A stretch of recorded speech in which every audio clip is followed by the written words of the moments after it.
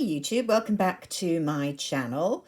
It's Sunday morning just about, and my little Chanel package arrived yesterday. It arrived on Friday, but I had to pick it up yesterday from the post office because I was away on Friday. Let's just admire the new packaging. Instead of the strange paper cardboard triangular box that they've had for a while, which I'm always complaining about, instead of a proper box, they have now given you the choice of having things in an ordinary kind of postage box, but then in this drawstring bag, which I quite like actually. So I'd still rather have one of the old sturdy white and black Chanel boxes that they used to do, and they seem to do in other countries. I don't know why we get this cheap packaging, but supposedly eco-friendliness. So this is the fall collection coming out in bits and pieces. They've released in the UK the quads first of all. There are 4. I think they're all limited edition. I limited myself to 2. Should really have had 1, but I couldn't decide. So these are 2. I have looked at them. I haven't swatched them yet. Just so you know, I got 2 little free gifts as well. Some serum from Hydra Beauty, which is a line I like, and some Rouge Allure Velvet lipsticks to trial, which is quite nice. But the main event, obviously, are the eye quads. And first of all, I decided to go out of my comfort zone and pick one of the more distinctive colourways.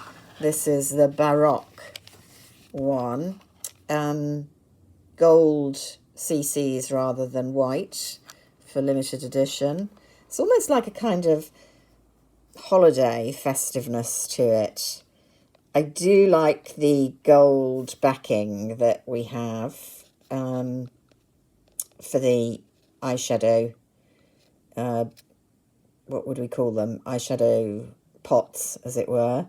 I don't like the white tipped sponge. Could they not have had black? It really would have looked a bit more elegant. I mean, these sponge things are of limited use anyway. The little brush, I hardly ever use them, but they're quite useful to have in there if you happen not to have your brush with you. So this is the colourway, which, you know, isn't in my usual comfort range, particularly that red, which I know would be difficult to use. The green is obviously fairly dramatic as well. It's a real kind of teal green. I do love green, as you know. Probably one of my favourite colours. Never kind of recommended for pale blue-eyed, but I do wear it, but not, you know, a huge amount of the time. But decided I could live with another green featured palette. There's a very kind of dusky gold and a pearly white. So haven't swatched these at all. They're absolutely smooth. None of the kind of embossing or engraving we've sometimes seen. Let's go in. That feels soft. A bit more powdery. Quite gritty. Oh, that's definitely a topper, isn't it? And also soft. So there are the colourways. Lighter on a swatching, you can see. I think consistently people have been reporting these are not powerfully pigmented. But that may make them, for people like me, I hate this spot that's just appeared. To do something about that. Easier to work with. So yeah, I think you can see the topper just looks like kind of wetness really on the skin. Quite pretty, but I don't know how that will translate on the eye. I quite like the gold. It's not kind of too much. The red is a lot less red than some. That green hasn't swatched brilliantly. Let's have another little go with it, because in a way that's kind of the star colour of this palette. It's pretty, but I will say I'm slightly disappointed by that. It hasn't really got much nuance or texture to it, if you know what I mean. I think I was expecting a little more. I always think back to, I have a Tom Ford palette, which is years old now. It was one of their limited editions, even then, called Emerald Lust.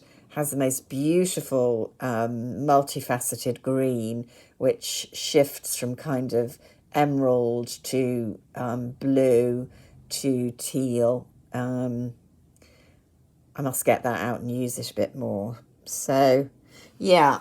So there's Baroque, which was me trying to be a little more daring, because I do have so many eyeshadows and palettes that, you know, I think really additions have to kind of add a little bit.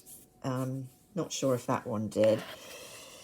Then I went for Venetian. There are two very similar, I thought, but marginally, and they were kind of neutral, and this is one of them.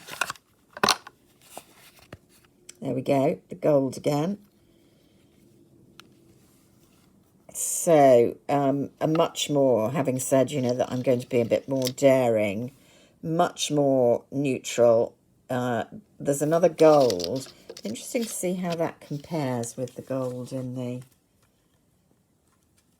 Baroque.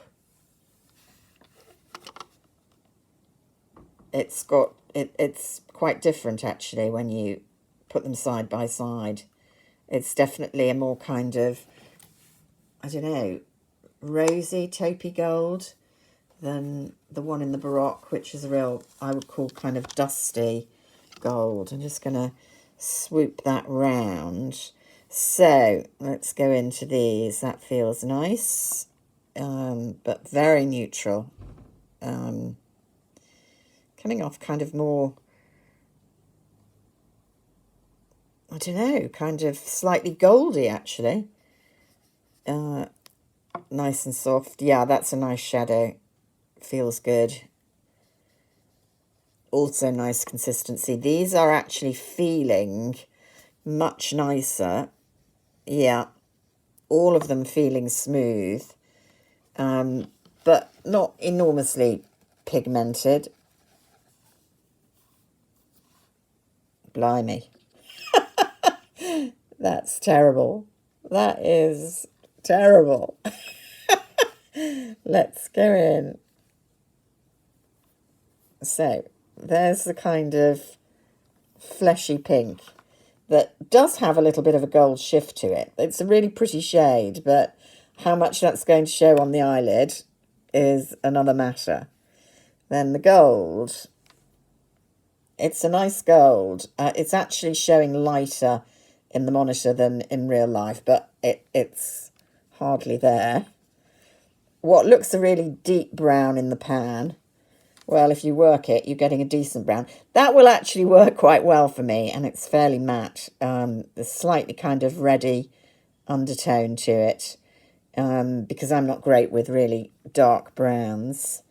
And then the white actually is very pretty, but very sheer. I find that much prettier than the one in the other palette. But you can see, so reports that these are not densely pigmented shadows are absolutely true.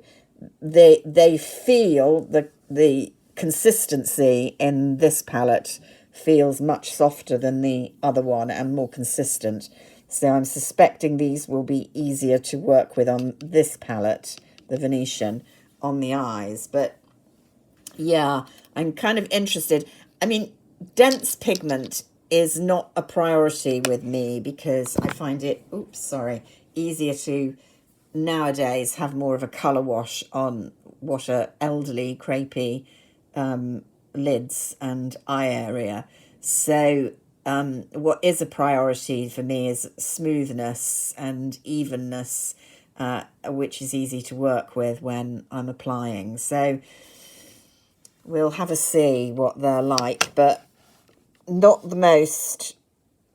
don't my hands look terrible? I feel like I need a hand lift. Oh, that's very depressing. Yeah, so there's kind of a muted reaction from me to these two palettes. I definitely won't be getting the other two, put it like that. Yeah, I'll report back when I've had more of a chance to try them out. So let me know if you've given in to temptation and ordered or got any of this release. That there's more coming, I think, overall in the fall collection, different products. I think there are some liquid eyeshadows that maybe they're thinking you're going to use with these as a sort of using these as a topper might kind of explain the mutedness. I don't know. Let's wait and see. So let me know what you're thinking at the moment. It is exciting to get some fall collections in. And the weather, I'm afraid, here in London is almost like autumn rather than summer, which is a bit depressing since I go on holiday the week after next. But there we go. At least it'll be nice to have a break. So thumbs up, please, if we've got to the end of this video. And I shall speak to you again soon. Bye for now.